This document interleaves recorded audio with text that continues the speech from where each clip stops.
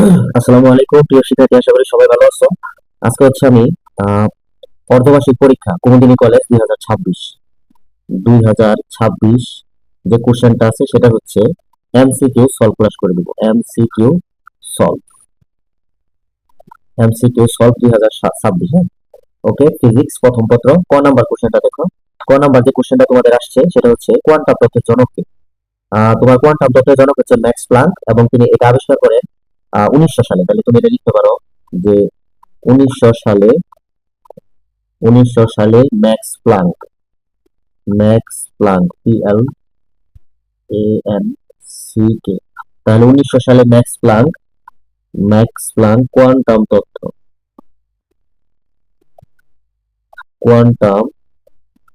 তথ্য আবিষ্কার করে।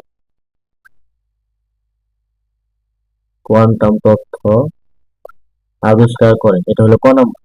2 নাম্বার খেয়াল করো, 2 নাম্বার বলা হচ্ছে যে ব্যাসার্ধ পরিমাপের ত্রুটি যদি হয় 4%, তাহলে আয়তন পরিমাপের ত্রুটি কত? তো এটা একটু ব্যাখ্যামূলক কোশ্চেন। তো এখানে তোমার যে আয়তনের ভলিউমের সূত্রটা, এটা সূত্র হচ্ছে তোমার 4/3 পাই আর কিউ।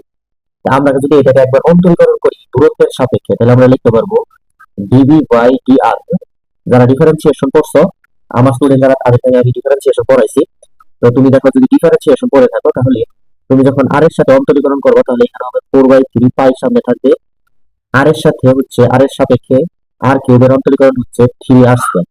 তাহলে খুব ইজিলি এখান থেকে আমাদের হচ্ছে dv/dr ইজ ইকুয়াল টু হচ্ছে 4 পাই r²। তুমি যদি এখান থেকে একটু আড়াআড়ি গুণন করো, তাহলে ডিবি সমান তোমার হবে 4 পাই r² সাথে হচ্ছে ডিআর। এবার তুমি দেখো এটাকে একটা ভি ভলিউম দিয়ে ভাগ করো, তাহলে তুমি লিখতে পারো সুতরাং dv/v ইজ ইকুয়াল টু, দেখো এখানে আছে কত, 4 পাই r² সাথে ডিআর। এবার দেখো ভি এর মান তুমি কি জানো, আয়তন সমান কি দেখলা, 4/3 পাই r কিউব। তো এখানে যদি আমরা কাটাকাটি করি, তাহলে আমাদের যেটা থাকবে সেটা হচ্ছে 3 উপরে থাকবে ডি আর, নিচে হবে আর।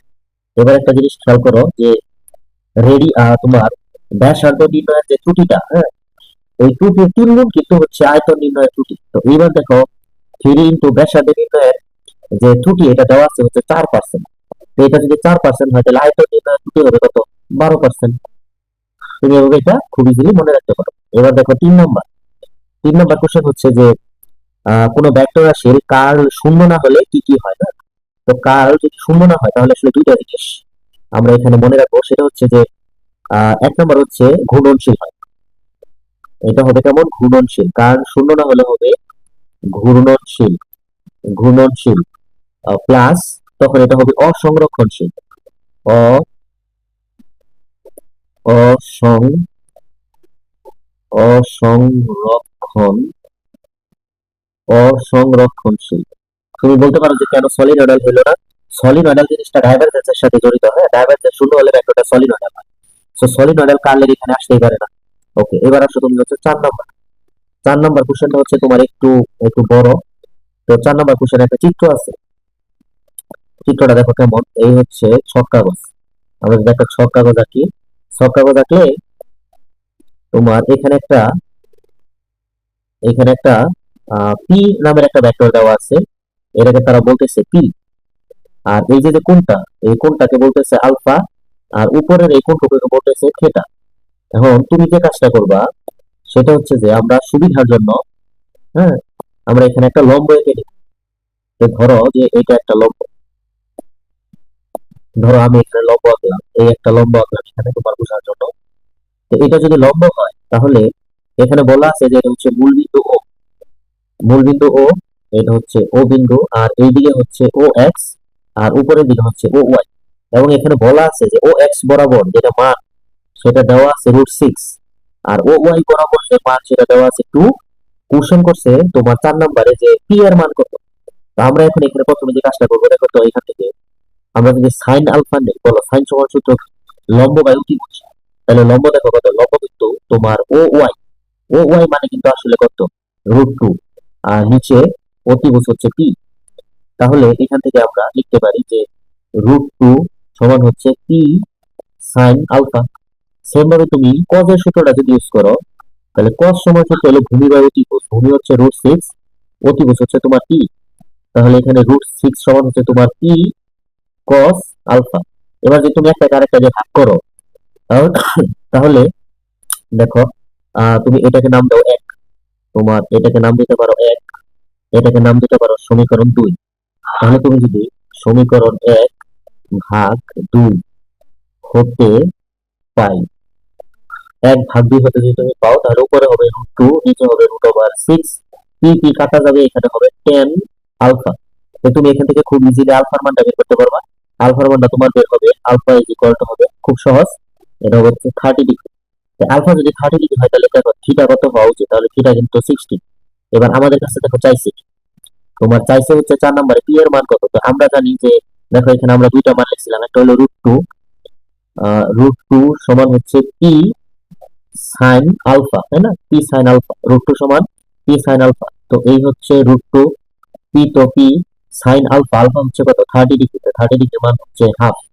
তাহলে আমরা এখান থেকে পি সমান পাচ্ছি হচ্ছে 2√2। হ্যাঁ, এটা হচ্ছে আমাদের আনসার। তাহলে পি এর মান হচ্ছে 2√2। এবার তুমি 5 নম্বরে আসো। 5 নম্বরে জিজ্ঞেস করছে থিটা এবং আলফা এর মধ্যে সম্পর্ক কি। তুমি খেয়াল করো, আলফার মান কিন্তু 30, তাহলে থিটার মান অবশ্যই কত হবে 60। তাহলে তুমি এখান থেকে দেখো তো কি হওয়া উচিত, এখান থেকে আসলে কি হচ্ছে। তাহলে এখান থেকে যেটা হচ্ছে যে থিটা সমান আসলে 2 আলফা হচ্ছে।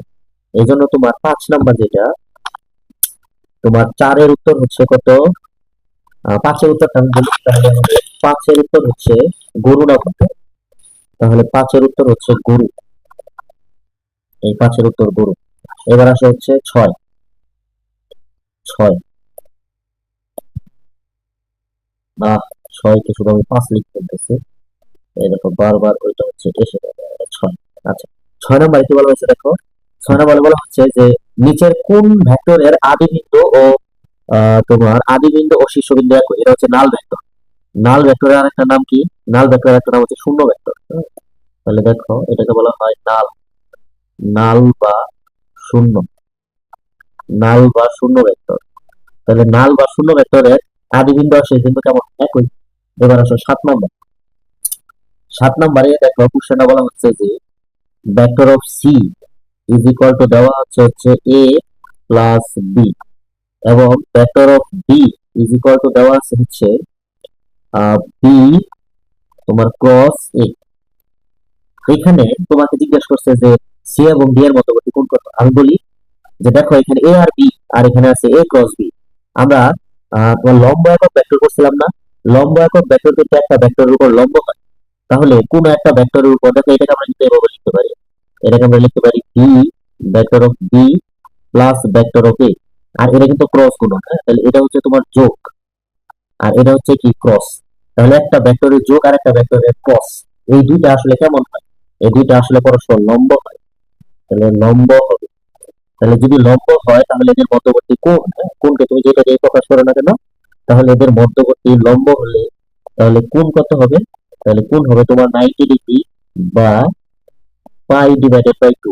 সেই জন্য তোমার হচ্ছে 7-এর উত্তর হচ্ছে গরু। আশা করি ব্যাখ্যা পাইছো। হ্যাঁ, এবার দেখো হচ্ছে 8 নাম্বার। 8 নাম্বার খেয়াল করো, একটা ভেক্টর দেওয়া আছে, বলছে এম এর মান কত হলে এটা একটি একক ভেক্টর। আর যদি একক ভেক্টরই হয় তাহলে আর এর মান কিন্তু 1 হওয়া উচিত, তাই না? তো আমরা একটু সংক্ষেপ হয়ে যেতেছে মনে হয়, আমি একটু এটা লিখি। দেখো আর সমান দেওয়া আছে হচ্ছে vector of R is equal to তোমার দেওয়া আছে 1/√3, 1/√3 I cap minus 1/√3 J cap plus M, সাথে হচ্ছে কে ক্যাপ। তো এই ভেক্টরটার মান যদি বের করো তাহলে আর এর মান হবে 1। কেন? কারণ বলা হচ্ছে একক ভেক্টর। তাহলে এখানে তুমি 1/, এগুলো ছিল √3, তাহলে এটা হবে 1/3 প্লাস 1/3 যে স্কোয়ার করতেছি প্লাস হচ্ছে এম স্কোয়ার। এখান থেকে তুমি যদি এম এর মান বের করো, এম এর মানও বের হবে 1/3। এটা আশা করি তুমি পারবা। উভয় পক্ষে বর্গ করে দিলে রুটটা চলে যাবে। আচ্ছা, তোমাদের উপর আমার এরকম বিশ্বাস নাই, হয়তো হচ্ছে আবার ভেজাল লাগাবা। তাহলে দেখো 1 সমান, এখানে যদি আমরা লসাগু করি তাহলে উপরে হয় 2, নিচে হয় 3 প্লাস হচ্ছে এম স্কোয়ার। তাহলে আমরা লিখতে পারি এম স্কোয়ার সমান হচ্ছে 1 মাইনাস এর 2/3। তাহলে লসাগু 3, এখানে 3 মাইনাস 2, তাহলে 3 মাইনাস 2 হলে উপরে 3, এটা হচ্ছে এম স্কোয়ার। তাহলে সুতরাং এম ইজ ইকুয়াল টু আমাদের হচ্ছে বেসিক্যালি 1/√3। দ্যাটস ওয়াই আমাদের তোমার 8 নম্বরের উত্তর হচ্ছে তাহলে কত? 8-এর উত্তর হচ্ছে তোমার ক। 8-এর উত্তর ক। এই 8টা শেষ হয়ে যাবে ইনশাল্লাহ তাড়াতাড়ি। এবার আসো 9 নম্বর। 9 নম্বরে দেখো কি বলা আছে হচ্ছে একটা ভেক্টরের তোমার আদিবেগ ইউ না, আদিবেগটা আমরা বের করে নিই যেহেতু ভেক্টর আকারে দেওয়া আছে 3i+4j, তাহলে এটা হবে 9 প্লাস হচ্ছে 16, তার মানে মান হচ্ছে 5। আর ত্বরণ এর মানও দেওয়া আছে, এর মান তোমার হচ্ছে 0.4, তাহলে 0.4 তার স্কোয়ার প্লাস হচ্ছে 0.3 তার স্কোয়ার। এটা যদি আমরা মান বের করি তাহলে এটা মান আসবে আমাদের হচ্ছে 0.5। 0.5 আর হচ্ছে টি এর মান দেওয়া আছে, টি হচ্ছে 10 সেকেন্ড। তো আমাদের কাছে শেষ বেগ চাইছে, বলছে যে 10 সেকেন্ড পর বেগ কত হবে, তাহলে আমরা তো জানি V equal to U plus at. U দেখো হচ্ছে 5 প্লাস এর মান হচ্ছে 0.5 আর টি হচ্ছে 10।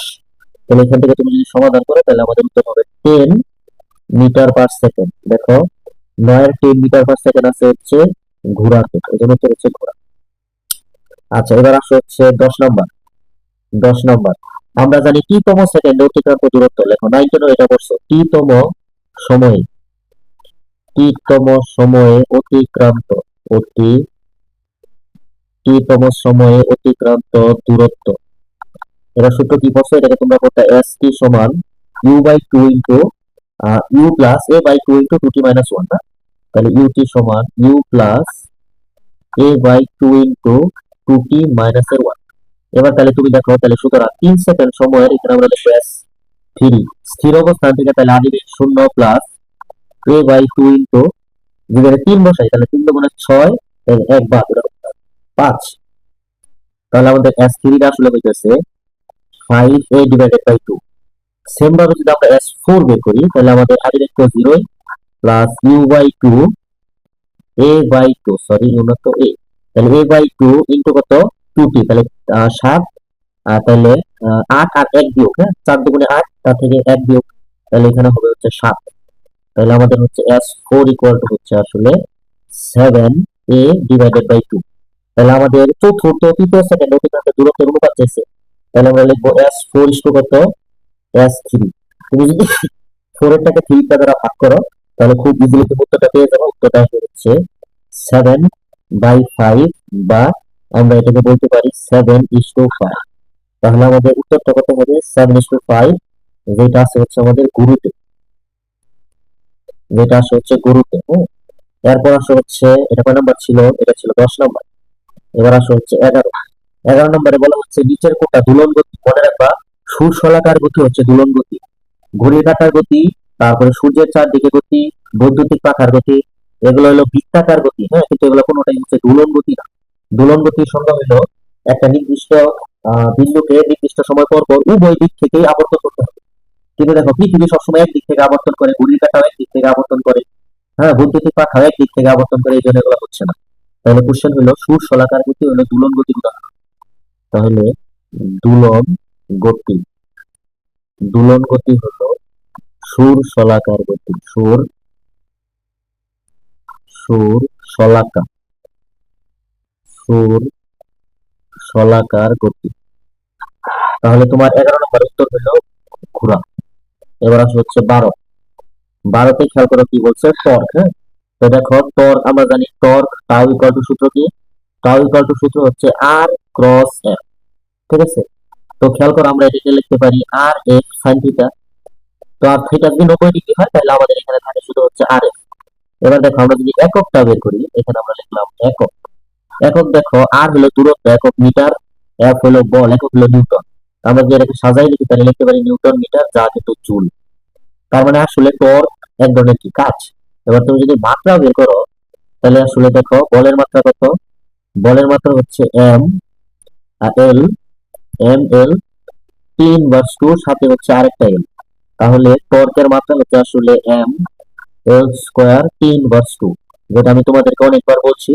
তাহলে তোমার টর্ক সুতরাং টর্ক এর একক প্লাস মাত্রা হলো কাজের সমান বা কাজের মতো, কাজের সমান। তার মানে কাজের একক ও মাত্রা যা, টর্কের একক ও মাত্রা তাই। ওকে, এবার আসো হচ্ছে 13 নম্বর। 13 নম্বরে বলা হচ্ছে ডব্লিউ ওজনের একটা ব্যক্তি তোমার হচ্ছে এ ত্বরণে ঊর্ধ্বগামী ডব্লিউ ওজনের এক ব্যক্তি লিফটে এ ত্বরণে ঊর্ধ্বগামী হলে লোকের ওজনটা আসলে কত? হ্যাঁ, এটা তোমার কাছে জিজ্ঞেস করছে। এটা হচ্ছে আমাদের 13 নম্বর। তো খেয়াল করো, আমরা কিন্তু জানি যে লিফট যখন উপরে উঠে তখন কার্যকরী বল এফ সমান সূত্র কি? লিফট যখন উপরে উঠে F equal to M A, কিন্তু এটার সাথে তখন লিফটের ত্বরণ যোগ হয়। আর যদি নিচে নামতো তাহলে কিন্তু হতো জি মাইনাস এ, তাই না? ওকে, এবার খেয়াল করো, ওজন ডব্লিউ সমান সূত্র কি? M G. তাহলে এখান থেকে বলো তো জি এর মান কত? জি এর মান কিন্তু W divided by sorry M এর মান আমরা বের করবো পাশে, সরি। তাহলে এখান থেকে যদি আমরা এম এর মান বের করি পাশে থেকে, তাহলে দেখো এম সমান আমাদের কি হয়? এম সমান হতেছে ডব্লিউ ডিভাইডেড বাই জি। তাহলে এখানে তুমি এম এর মান তুমি বসাও ডব্লিউ ডিভাইডেড বাই জি, সাথে তোমার আছে হচ্ছে জি প্লাস এর এ। তাহলে তুমি যদি জি দিয়ে গুণ করে দাও 1/জি দিয়ে, তাহলে আমাদের সামনে ডব্লিউ থাকে জি বাই জি, কাটাকাটি দেওয়া হয় 1, আর এখানে হয় এ ডিভাইডেড বাই জি। তাহলে দেখো এটা কোথায় আছে এই উত্তরটা? এটা আছে সম্ভবত এ ডিভাইডেড বাই জি, এটা আছে হচ্ছে তোমার খ তে। সো 13 এর উত্তর হচ্ছে খ। এবার 14 নম্বর আসো। 14 নম্বর হলো ফ্লাই হুইলের হচ্ছে জড়তার গুণ।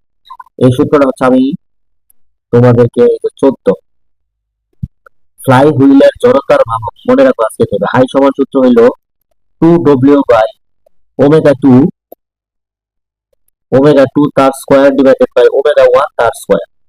এখানে দেখো এখানে মান আছে 2 ইন্টু বলছে একটা ফ্লাই হুইল তোমার 2 পাই রেডিয়ান পার সেকেন্ড থেকে 6 পাই রেডিয়ান সেকেন্ড উন্নত করতে 100 জুল কাজ করতে হয়।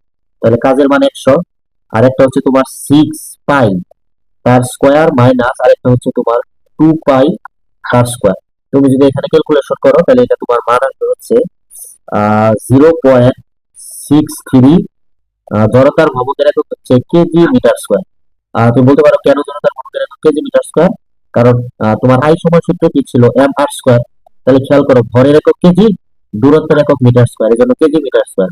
এটা তোমার মেডিকেল অ্যাডমিশন টেস্টে আসছে 24 MAT, তোমার 24-এ আসছে মেডিকেল অ্যাডমিশন টেস্ট, যে জড়তার ভবকের একক কি? জড়তার ভবকের একক হচ্ছে কেজি মিটার স্কয়ার। ওকে, এরপর হচ্ছে আমরা কোনটা দেখবো? এরপর তাহলে দেখো এটার উত্তরটা আসলে কত। দেখো এখানে একদম পারফেক্ট উত্তরটা নাই, হ্যাঁ। তোমার এটাতে তাহলে উত্তর ছিল না, তাহলে তোমার 14-র উত্তর ছিল না। এটা একটু লেখা দেই যে 14-র উত্তর নাই,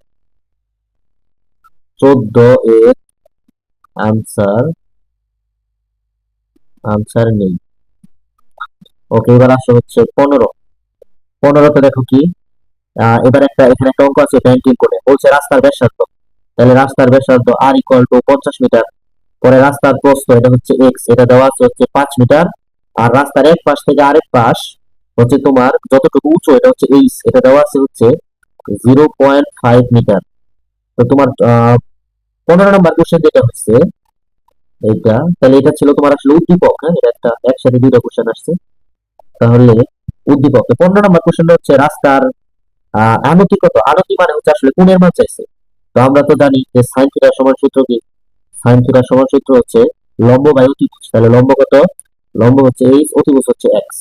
তাহলে এখান থেকে যদি আমরা থিটাটা বের করি, তাহলে আমাদের থিটাটা আসবে হচ্ছে থিটা সমান সাইন ইনভার্স। খেয়াল করো, এইচ ছিল হচ্ছে 5 মিটার, আর না সরি, এইচ ছিল 0.5 মিটার।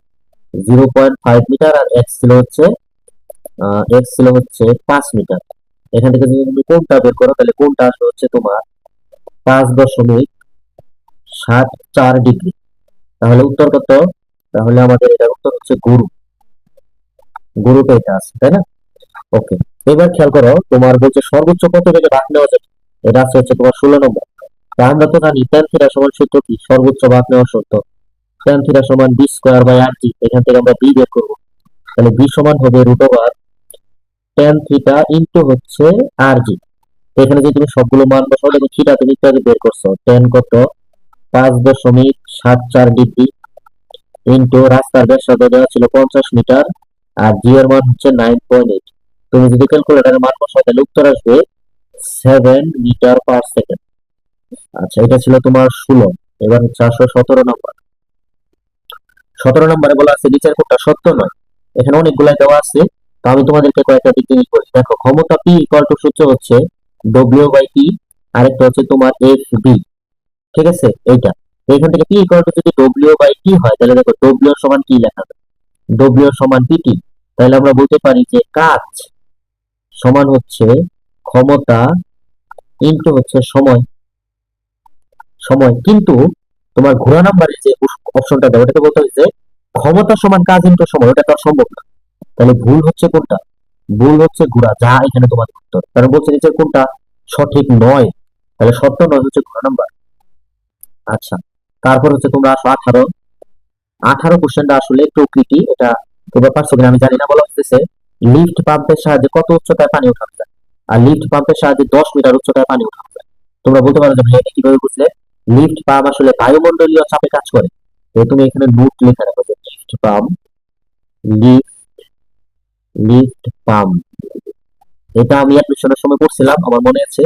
সেই দেখি কমন আসছে আর কি। হ্যাঁ, এটা তোমাদের বইয়ে আছে কিনা আমি জানি না। তো মনে রাখো লিফট পাম্প বায়ুমণ্ডলীয় চাপে কাজ করে, বায়ুমণ্ডলীয় চাপে, বায়ুমণ্ডলীয় চাপে কাজ করে যা দ্বারা সর্বোচ্চ 10 মিটার উচ্চতায় পানি তোলা যায়, মানে বায়ুর চাপে ব্যবহার করে। ঠিক আছে, এটা ছিল 18। এবার আসে হচ্ছে 19। 19 নম্বরে দেখো কি আছে। 19 নম্বরে তোমার জিজ্ঞাসা করছে হচ্ছে যে একটা একটা সিলিন্ডার। হ্যাঁ, একটা খেয়াল করো যে একটা সিলিন্ডার, এই একটা সিলিন্ডার, এই সিলিন্ডারে দেখো কি কি দেওয়া বলা হইতেছে যে 19 নম্বরে এই সিলিন্ডারের ব্যাস, ব্যাস হচ্ছে 3 মিটার। সো এখানে যদি আমাদের ব্যাস আমরা আর চিন্তা করি, তাহলে আর হবে আমাদের 1.5 মিটার। আর এটার উচ্চতা হচ্ছে 5 মিটার, যেটা হচ্ছে এইচ। এইচ হচ্ছে 5 মিটার। এটা মনে করো যে শোয়ানো অবস্থায় আছে, খাড়া করতে কত কাজ করতে হবে? তো এটা খুব ইজি, এটা ভার কেন্দ্রের সরণ দিয়ে করতে হয়। সূত্র হলো ডব্লিউ সমান এম জি এইচ প্রাইম। তখন তুমি বলতে পারো যে এইচ প্রাইমটা কি? এইচ প্রাইমটা তুমি কিভাবে বের করবা? এই যে উচ্চতা ডিভাইডেড বাই 2 মাইনাস হচ্ছে ব্যাসার্ধ। ঠিক আছে, তাহলে দেখো এখানে কত আসে? এখানে আসে 2.5 মাইনাসের 1.5, বিয়োগ করলে হয় 1। আর ওই সিলিন্ডারের ভর দেওয়া আছে কত? এখানে তোমাদের কোশ্চেনে সিলিন্ডারের ভর দেওয়া আছে 5 কেজি। তাহলে 9.8 ইন্টু 5 ইন্টু এইচ প্রাইমটা হচ্ছে আসলে কত? 1। তাহলে তোমাদের এখানে উত্তর আসবে 49 জুল। হ্যাঁ, তাহলে তোমাদের উত্তর হবে হচ্ছে গরু। এটা মনে রেখো যে সিলিন্ডার শোয়ানো অবস্থা থেকে খারাপ অবস্থানে তোমাকে যদি কখনো দিতে বলে, তাহলে তুমি হচ্ছে কিভাবে এইচ বের করবে, এটা তোমাকে একটু মনে রাখতে হবে। আর কিছু না, এইচ বের করার সূত্র দেখো আমি কিভাবে মনে রাখলাম, ওটা আমি দেখে রাখবো। ও ওয়েল, তাহলে এবার আসা হচ্ছে এই প্রায় শেষের দিকে 20 নাম্বার ইনশাল্লাহ। 20 নাম্বার, 20 নাম্বারে দেখো কি বলা হয়েছে। বলা হয়েছে যে কোনো বস্তুর গতির শক্তি 300% বৃদ্ধি পেলে ভরবেগ কত বৃদ্ধি পাবে? তো প্রথমে ধরো গতির শক্তি কে 1, এটা কত ছিল? এটা মনে করা ছিল হচ্ছে 100%। তাহলে 100% যে কথা এক, কিন্তু একই কথা। তো পরে যদি তুমি আরো 300% বৃদ্ধি করে থাকো, তাহলে আগে ছিল 100%, বৃদ্ধি করছো আরো 300%, তাহলে টোটাল কিন্তু হয়েছে এখন 400%। তো 400% যে কথা, চারটা একই কথা, তাই না? তো এবার লেখো যে আমরা জানি ই কে সমান সূত্র কি? ই কে সমান সূত্র হচ্ছে পি স্কোয়ার বাই 12। তাহলে আমরা সমানুপাতিক ব্যস্তানুপাতিক যদি করি, তাহলে আমরা লিখতে পারবো ই কে 1 ডিভাইডেড বাই হচ্ছে ই কে 2। আর এখানে হচ্ছে P1 বাই P2, তার উপর কিন্তু আমরা স্কোয়ার দিতে পারি। তাহলে এখানে হয় আমাদের 1 ডিভাইডেড বাই 4, এখানে হয় P1 বাই P2, তার উপর দিতে পারি আমরা স্কোয়ার। তাহলে P1 বাই P2 আমাদের আসতেছে 1 বাই 2। তাহলে খেয়াল করো P2 সমান হচ্ছে 2P1। তাহলে সুতরাং বৃদ্ধি যদি আমরা লিখি, এটাকে আমরা লিখবো ডেল পি। ডেল পি সমান কি? P2 minus L P1। P2 এর মান হচ্ছে 2P1 মাইনাস এল হচ্ছে P1। তার মানে হচ্ছে শুধু P1। P1 মানে কি? প্রথমটা না, তো প্রথমটা হচ্ছে কত? 100%। তার মানে গতি শক্তি যদি তুমি 300% বৃদ্ধি করো, তাহলে ভরবেগ মান বাড়বে হচ্ছে 100%। মনে রাখো। হ্যাঁ, তুমি হয়তো যদি একটু কম বুঝো, তাহলে হচ্ছে ভিডিওটা আবার একটু ব্যাগে নিয়ে তারপর আবার দেখো, একটু স্কিপ করে পিছনে যাও আবার দেখো। ঠিক আছে, এগুলো হচ্ছে আমি ক্লাসে তোমাদের হচ্ছে আরো বেসিক ধরে ধরে একদম ভেঙে ভেঙে পড়াই দিচ্ছি, নিতে ক্লাস বড় হয়ে যায়। তোমরা হচ্ছে বলবা যে এফসিকিউ ক্লাস এত বড়, তো চলে যায়। হ্যাঁ, দেখবা না, এই জন্য আসলে এটা ছোট করা হয়। না হলে আরো সুন্দর করে বেসিক সহ করানো যায়। ওকে, এবার আছে 21 নাম্বার। 21 নাম্বার কোশ্চেনটা তোমাদের এখানে যে দিচ্ছে, তো মনে রাখো এটা মেডিকেলে আসবে, এটা মেডিকেল অ্যাডমিশন টেস্টে আসবে। 21 নাম্বার কোশ্চেনটা 1 নাম্বার মনে রাখো, মহাকর্ষ বল এটা কাজ করে গ্র্যাভিটন করার জন্য। মহাকর্ষের ইংলিশ কি? গ্র্যাভিটি না, এগুলো গ্র্যাভিটন। তাহলে লেখো মহাকর্ষ, এটা কোন কণা? এই কণার নাম হচ্ছে গ্র্যাভিটন। 2 নাম্বার, তড়িৎ চুম্বকীয় যে বল, তড়িৎ তড়িৎ চুম্বকীয় বল, এটা যে কণার জন্য কাজ করে সেটার নাম হচ্ছে ফোটন। এটা বিজ্ঞানীদের ধারণা। 3 নম্বর, দুর্বল যে বল, দুর্বল বল, দুর্বল বল হচ্ছে তোমার বোসন। আর সবল বল যে কণার জন্য কাজ করে সেটা হচ্ছে দেখো সবল, এটা হচ্ছে কাজ করে হচ্ছে মেসন। মেসন মেসন তো আমি তোমার একদিন ক্লাসে মনে রাখতে বলছিলাম কেমনে, খেয়াল করো। মহাকর্ষ বল, মহাকর্ষের ইংলিশ হচ্ছে গ্র্যাভিটি, এই জন্য গ্র্যাভিটর। তড়িৎ চুম্বকীয় বল, তড়িৎ এটা আসলে যে ইলেকট্রনের এক ধরনের কণা ফুটনের জন্য কাজ করে, এই জন্য ফোটন। আর বাংলাদেশের একজন বিজ্ঞানী ছিল জগদীশ চন্দ্র বসু।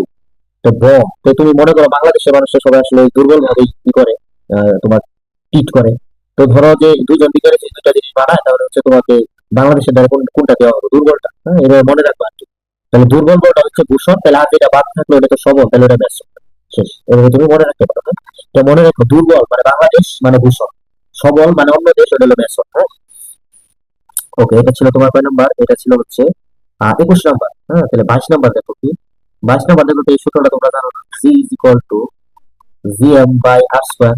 তাহলে দেখো তো এখান থেকে আমরা কি লিখতে পারি, জি এম সমান কি লিখতে পারি, জি এম সমান লিখতে পারি জি আর স্কোয়ার।